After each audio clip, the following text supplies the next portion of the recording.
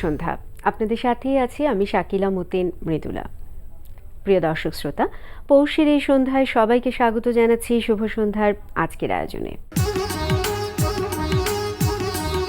আজ শুভ সন্ধ্যায় থাকছে চলতে থাকা প্রদর্শনী, এনটিভি হাইলাইটস এবং জনপ্রিয় সঙ্গীত শিল্পী ন্যান্সির সঙ্গে আলাপচারিতা। প্রথমেই চলতে থাকা প্রদর্শনী।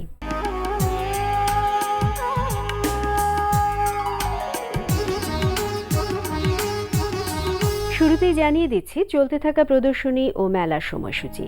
ধানমন্ডির গ্যালারি 21-এ প্রদর্শিত হচ্ছে শিল্পী জাহান ফিরোজের একক চিত্রকলা প্রদর্শনী কালার্স ইন কুইল্ট।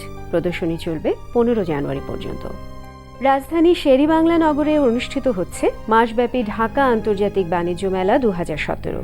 বাণিজ্য মন্ত্রণালয় এবং রপ্তানি উন্নয়ন ব্যুরোর যৌথভাবে আয়োজিত এই বাণিজ্য মেলা প্রতিদিন সকাল 10টা থেকে রাত 10টা পর্যন্ত খোলা থাকছে।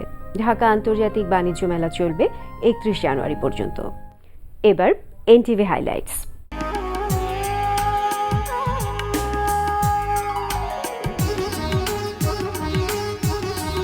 জানিয়ে দিচ্ছি কি কি থাকছে এনটিভির রাতের অনুষ্ঠান সূচিতে। সন্ধ্যা 6:45 দেখবেন টক শো ফ্র্যাঙ্কলি স্পিকিং।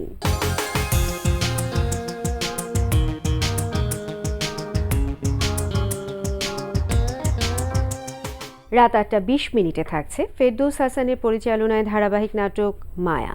মানুষ কি অতটা খারাপ? মানুষ ভালো মন্দ দুরকমই আছে। সাদা টাইপের মানুষরা ভীষণ স্বার্থপর। কিছুদিন পর আমাকে তোমার এমন মনে হতে পারে। রাত 9টায় প্রচার হবে ওয়াহিদা রাজ্জাক মিশার প্রযোজনায় অনুষ্ঠান স্যান্ডেলিনা গ্ল্যামার ওয়ার্ল্ড।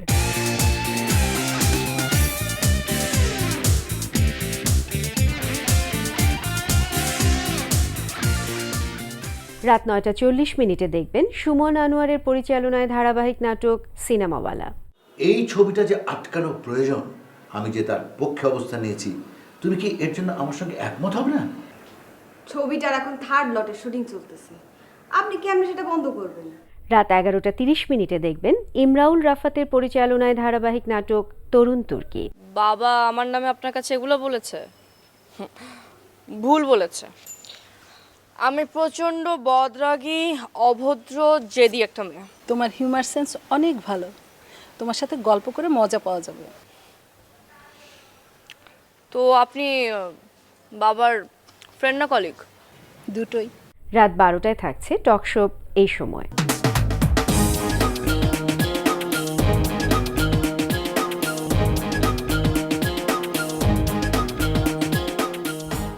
এই ছিল এনটিভির রাতের অনুষ্ঠানমালার সময়সূচি। এবার আলাপচারিতা।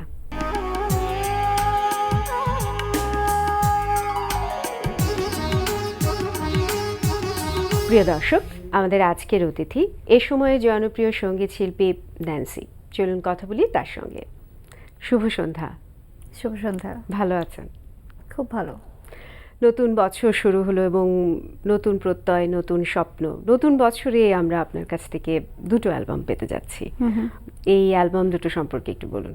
অ্যালবাম দুটোর কাজ তো গত বছরেই করা হচ্ছে 2016-তে, আর একটি অ্যালবাম আসছে সঙ্গীতার ব্যানারে। সেই অ্যালবামের কথা হচ্ছে রবিউল ইসলাম জীবন। তিনটি গান নিয়ে, আসলে দুটো অ্যালবামই তিনটি গান নিয়ে। তার মধ্যে একটা রবিউল ইসলাম জীবনের কথা এবং সুর হচ্ছে মিলনের। আর অ্যাডবক্সের ব্যানার থেকে যেটি আসছে তা হচ্ছে স্নেহাশিস ঘোষের কথা এবং সুর এবং সঙ্গীতে হচ্ছে রেজওয়ান শেখ, আর একটা গান আছে এমএমপি রনির। দুটো অ্যালবামে সবগুলো গানে কি সলো না ডুয়েট গান আছে? একটা অ্যালবামে শুধু একটা ডুয়েট গান আছে। অ্যালবামগুলো কি আমরা অনলাইনে পাবো? হ্যাঁ, এখন ইপিতে ওই ভার্সন যেটা বলে, এখন তো আমরা ডিজিটালি ট্রান্সফার হয়েছে, আগের মতো তো নেই সিডিতে। আমি মনে হয় শুধু আমি এবং আপনি, আমাদের মতো কিছু মানুষ, বোকা মানুষ আছে যারা এখনও মনে করি যে না, সিডিতে গান শুনলেই বেশি ভালো লাগে, কিন্তু অন্যদের কারণে সময়ের চাহিদা, সময়ের প্রয়োজন। এই দুটো অ্যালবামের কাজ তো বললেন যে 2016-তেই শেষ হয়েছে। অ্যালবাম দুটোতে কাজ করতে কতটা সময় লেগেছিল? খুবই অল্প সময়। আসলে কি, একে তো গানের সংখ্যাটা কমে গেছে, 3টি করে গান। আগে তো একটা অ্যালবামে 10টা 12টা করে গান থাকতো, আর সেখানে দুটো অ্যালবামে গান হচ্ছে 6টা। তার মধ্যে যেহেতু ভাগ ভাগ করে দুজন কম্পোজারের হাতে চলে গিয়েছে, তো সেখানে সেখানে সময়টা আরও কম লেগেছে। আর আমার ব্যাপারটা তো পুরো গানটা তৈরি হলে শুধু আমি না, যারাই কণ্ঠশিল্পী, শুধুমাত্রই কণ্ঠশিল্পী, গানটা রেডি থাকে, শুধু গিয়ে ভয়েস দেওয়ার ব্যাপারটা, সময়টা কম সময়টা লাগে। কম।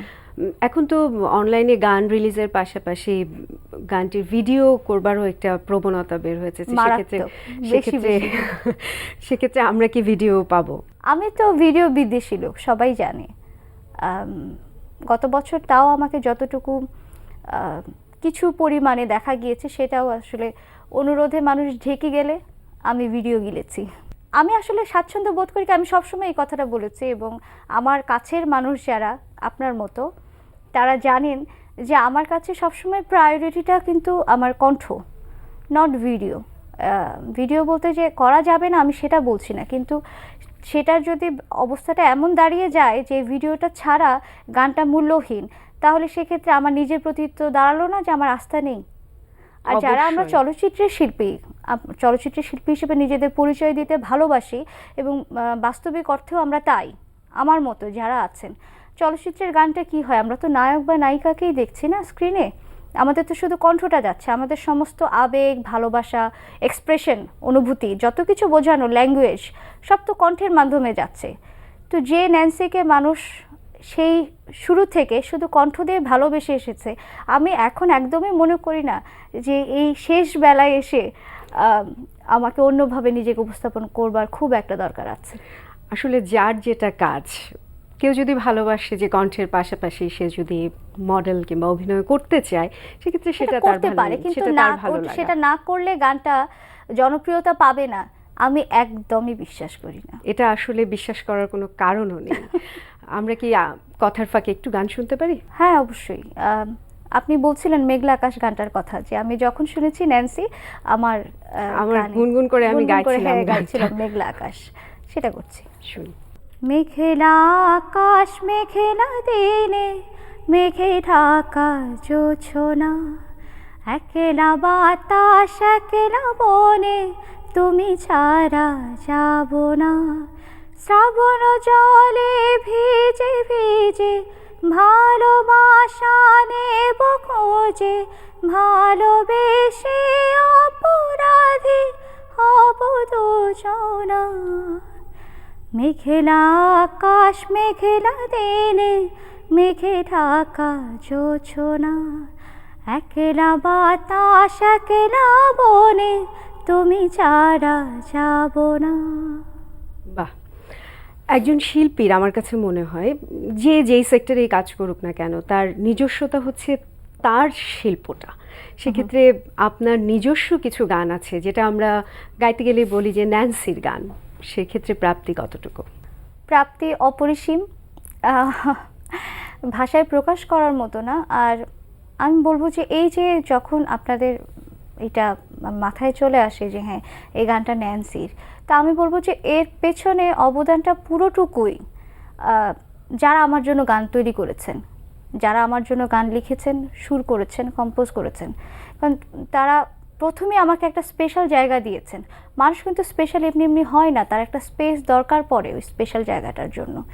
তো একজন গীতিকার গান লেখার সময় সেটা মাথায় রেখেছেন যে আমি এটা ন্যান্সির জন্য করব, কাজেই এটা ভীষণ অন্যরকম বা স্পেশাল কিছু হতে হবে। একজন কম্পোজারও যখন কম্পোজ করেছেন তখন ভেবেছেন যে না, গানটার মধ্যে আমি আমার যতটুকু পারি, এবং সেই কমপ্লিট একটা খুব ভালো একটা কিছু যখন আমি পেয়েছি, তখনই কিন্তু গানটা পুরো একটা মার্ক আনতে পেরেছে।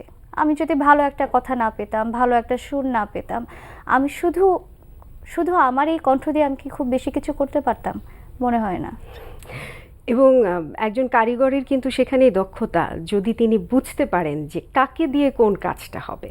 আপনার জন্য যখন গান করা হচ্ছে তখন কিন্তু গীতিকার সুরকারের মাথায় থাকছে যে ন্যান্সির কণ্ঠে কোন গানটা ভালো লাগবে, কিরকম সুর, কিরকম কথা, সেটাও কিন্তু একটা বিষয়। গান গাইছেন, অ্যালবামের কাজ করছেন, এবং এর ভেতরে আপনি বিষয়ভিত্তিক কিছু কাজ করেছেন। পুজোর সময় একটি মিউজিক ভিডিওর কাজ করেছেন। যে এই যে বিষয়ভিত্তিক কাজ করার ইচ্ছে, মা নিয়ে কাজ করেছেন, সেই সম্পর্কে একটু বলুন। মা নিয়ে কাজটা, এটা আম্মা মারা যাবার পরই আমার প্রথম উপলব্ধি হয়েছে যে আমি এত গান করলাম, কখনো মাকে নিয়ে কোনো গান তো করলাম না। সে তাগিদ থেকে মাকে নিয়ে করা গান। তারপর আমার মনে হলো যে না, এটা আমি কন্টিনিউ করতে চাই, এবং মাকে নিয়ে গানের মধ্যে কেন সম্মানই আসবে, কাজে সেখানে কোনো সম্মানই থাকতে পারে না। দ্বিতীয়, তখন থেকে আমার মাথায় আসা শুরু করলো যে আচ্ছা মাকে নিয়ে যখন গান করছি, আমি তো দেশটাও তো আমাদের কাছে মা, তাহলে আমি সেই মার জায়গায় আমার অনুভূতি কাজ করছে 100-তে 100, তাহলে দেশের জন্য আমরা কি গান করে গেলাম। যেটা আমরা বলি যে আমাদের খুবই গুণী একজন শিল্পী সাবিনা ইয়াসমিন, ওনার অসংখ্য দেশের গান আছে, কালজয়ী গান। তো সেরকম আমার মনে হয়েছে যে যখন আমি আমার ক্যারিয়ারের শেষে বা যখন আমি বুড়ো হয়ে যাব বা আমার পরবর্তী জেনারেশন যখন শুনবে, তো আমি তাদের জন্য কি রেখে যাচ্ছি। আমি কি তখন একটা বড়োভাবে, আর বিশেষ করে জাতীয় পুরস্কারটা যখন আমি পেলাম, তখন আমার এটা আরও বেশি উপলব্ধি হলো যে এই জাতি বা এই রাষ্ট্র আমাকে যে স্বীকৃতিটা দিয়েছে যে আমাদের শিল্পী, তো আমি এই দেশটার জন্য একটা গানও তো করলাম না। তা আমার মধ্যে ওটা থেকে আমার মনে হলো যে দেশের গান করা উচিত। তারপর আবার পুজোর গানের কথা যদি আসি, পুজোর গানেও বিষয়টা এক, যে আমরা ছোট থেকে বড় হয়েছি। আমি আমার কথা জানি, আমি নেত্রকোনায় বড় হয়েছি। আমার ওস্তাদ যারা ছিলেন সবাই কিন্তু হিন্দুই ছিলেন। তো কখনো এটা মনে হয়নি যে আমরা মুসলমান ওরা হিন্দু, আমরা আলাদা। একসাথেই বড় হয়েছি, একসাথেই খেলেছি, এক পাতে খেয়েছি। তো সাম্প্রতিক সময়ে আমরা খুব শুনি যে এই ধর্ম বর্ণ বিদ্বেষ, এই যে একটা আলাদা তুলনা বা ওরা সংখ্যালঘু, এই কথাটা খুব কানে লাগে। তা আমি একটা মেসেজ দিতে চেয়েছি সবাইকে যে না, সংখ্যালঘু বলতে আসলে কিছু নেই। আমরা বাংলাদেশের মানুষ সবাই মিলেঝিলেই আমরা। এখানে আমাদের মধ্যে হিন্দু আছে, বৌদ্ধ আছে, খ্রিস্টান আছে, আমরা মুসলিম আছি, উপজাতিরা আছে। কেন আমরা একজন আরেকজনকে আলাদাভাবে দেখব? এবং আমার কাছে মনে হয়েছে যে আমাদের মতো যারা আছেন, যারা মানে আমাদেরকে তো মানুষ একটু আলাদাভাবে দেখেন, তো আমরা যদি এই মেসেজটা সর্বসাধারণের কাছে পৌঁছে দিই যে না, আমাদের দৃষ্টিতে সবাই এক, তাহলে নিশ্চয়ই সবার কাছে এই জিনিসটা আরও বেশি গ্রহণযোগ্যতাটা বেশি পাবে। এবং সে কারণে আমি চেয়েছি যে এই একটা ভিডিওতে সব, সেখানে ক্রিকেটার থেকে শুরু করে মিউজিক কম্পোজার থেকে শুরু করে শিল্পী, সাংবাদিক, সবাইকে রাখার চেষ্টা করেছি যে সবাই মিলে যেন এই মেসেজটা সবার কাছে সব পৌঁছে দেয়। ধর্মের সব লোকজন। ধর্মের। বোঝা যাচ্ছে যে বেশ দায়বদ্ধতা থেকে কাজগুলো করা। হ্যাঁ, কারণ ক্যারিয়ারের লম্বা সময় তো পার করে ফেলেছে, 11 বছর পার হয়ে 12 বছর চলছে, এক যুগ। তো এই একটা যুগ যে আমি সফলভাবে কাজ করে যাচ্ছি, তো সেখানে আমার দায়িত্ব কি নেই? তো গান তো অনেক করলাম, কমার্শিয়াল গান, ফিল্মের গান, অ্যালবামের গান। এখন কিছু আমার জায়গা থেকে কিছু কাজ করে যাই, এটা নিজে তৃপ্তি থাকবে যে আমি করেছি কিছু। চলচ্চিত্রের প্লেব্যাক সম্পর্কে জানতে চাইছি, এই মুহূর্তে ব্যস্ততা কোন কোন চলচ্চিত্রের গান নিয়ে? আজকেই একটা গানের রেকর্ড করব। এটার মিউজিক কম্পোজার হচ্ছেন আলী আকরাম শুভ এবং আমার সাথে গাইবেন এসআই টুটুল। গানটি নিশ্চয়ই আমি জানি নিশ্চয়ই খুবই সুন্দর একটা কিছু হতে যাচ্ছে, আর দর্শকরা শুনে তারপর বলতে পারবেন। আমাদের খুব প্রিয় শিল্পী, অনেক সিনিয়র একজন শিল্পী, গুণী শিল্পী তপন চৌধুরীর সাথে আপনি একটি ডুয়েট গান করেছেন। একেবারে বলা যায় যে প্রজন্মের এপাশ এবং ওপাশ। কেমন লেগেছে? এই যে কাজটা আমি করেছি দাদার সাথে, এই কাজটা সব মিলিয়ে আমি বলবো যে আমার জন্য অনেক বড় একটা প্রাপ্তি 2017-র। কারণ এখানে দাদা তো আমার সাথে গান করেছেনই, আমরা ছোট থেকে ওনার গান শুনতে শুনতে বড় হয়েছি। মোটামুটি আমি আপনি সব ছোট থেকেই মানে এ পাশ আর ওই পাশ, সত্যি এই পাশ ও পাশ। তো সেখানে আবার যে গানটি উনি আমার জন্য সিলেক্ট করেছেন, সেই গানটির যে সুরকার, আমার এই দুটি চোখ পাথর তো নয়, আমাদের সবার পরিচিত, সবার শ্রদ্ধার সুবীর নন্দী, ওনার সুর করা। উনি তো আসলে খুব একটা মানে খুব বেশি কাজ সুর উনি করেন না, তো ওনার খুব অল্প কাজের মধ্যে একটি গান, ওনার সুর করা একটি গান আমি গাইতে পেরেছি। এটা আমি বলবো যে আমার জন্য অনেক সৌভাগ্যের ব্যাপার। এবং গানটির গীতিকার হচ্ছেন তুমি মিষ্টি করে দুষ্টু বলো, শুনতে ভালো লাগে, এই গানটির যে গীতিকার ছিলেন। তো সব মিলে আমার কাছে মনে হয়েছে যে 2017-র আমার প্রাপ্তি বছরের শুরুটাই একটা সুন্দর কিছু দিয়ে শুরু হলো। এবং আমরা যতটুকু জানি যে জিপি যে একটি নতুন অ্যাওয়ার্ডের ব্যবস্থা শুরু করেছে, সেখানে প্রথম বছরই আপনি সেখানে অ্যাওয়ার্ড পেয়েছেন। হ্যাঁ, সেটাও আমি বলবো যে এটাও মানে 17টা হচ্ছে কি চমৎকার একটা বছর, শুরুটাই খুবই সুন্দর। আর হ্যাঁ, জিপি মিউজিক ওরা স্টার্ট করেছে 2016 থেকে, যে ওর জিপি ডিজিটাল অ্যাওয়ার্ড প্রথমবারের মতো চালু করেছে। ওখানে আমাকে spotlight diva of the year অ্যাওয়ার্ডটি দেওয়া হয়েছে।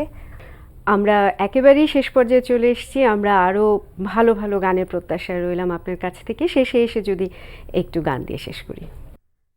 ছোট্ট একটা ঘর, একে টুকরো উঠোন, রইল নিমন্ত্রণ, উত্তর জানালায় বৃষ্টি দেখবো দুজন, আয় চাইলে ও মন আসবে বলে কাছে, মম চিত্তে নীতি নৃত্যে কে যে নাচে, উঠোনে জুড়ে কৃষ্ণ চূড়া ছায়, ঘাস সবুজের আদর লাগে পায়ে, বৃষ্টি অন্য রকম এ উঠোনে, বৃষ্টি সবই বোঝে সবই শোনে, আসবে বলে কাছে, মম চিত্তে নীতি নৃত্যে কে যে নাচে। অনেক অনেক ধন্যবাদ। আপনাকে অনেক ধন্যবাদ, এবং যারা দর্শক শ্রোতা যারা আছেন সবাইকে বলবো নতুন বছর আপনাদের জন্য নতুন নতুন অনেক কিছু বয়ে আনুক, সুখ সমৃদ্ধি শান্তি। সবাই ভালো থাকবেন, বাংলা গানের সাথে থাকবেন। ধন্যবাদ। প্রিয় দর্শক, কথায় কথায় আমরাও চলে এসেছি অনুষ্ঠানের শেষ প্রান্তে। আমাদের সঙ্গে যোগাযোগের ঠিকানা প্রযোজক শুভ সন্ধ্যা, এনটিভি বিএসসি ভবন, 7 তলা 102 কাজী নজরুল ইসলাম এভিনিউ, কারওয়ান বাজার, ঢাকা 1215। আমাদের ইমেল অ্যাড্রেস shubhosondha@ntvbd.com। প্রিয় দর্শক, এনটিভিতে সম্প্রচারিত সংবাদ ও অন্যান্য সকল অনুষ্ঠান দেখতে লগ ইন করুন www.ntvbd.com এ। সবাই ভালো থাকুন, সুস্থ থাকুন, এই প্রত্যাশায় এখানেই শেষ করছি। শুভ সন্ধ্যা।